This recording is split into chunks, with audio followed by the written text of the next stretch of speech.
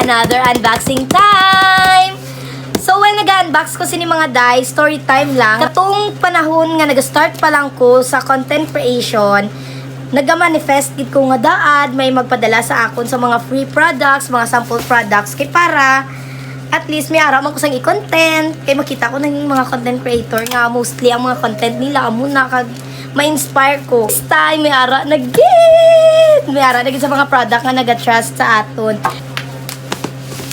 Wow! Electric kettle. Paano ni siya isaksak? Wait. Check ta ba si may harap pa siya sa sulod.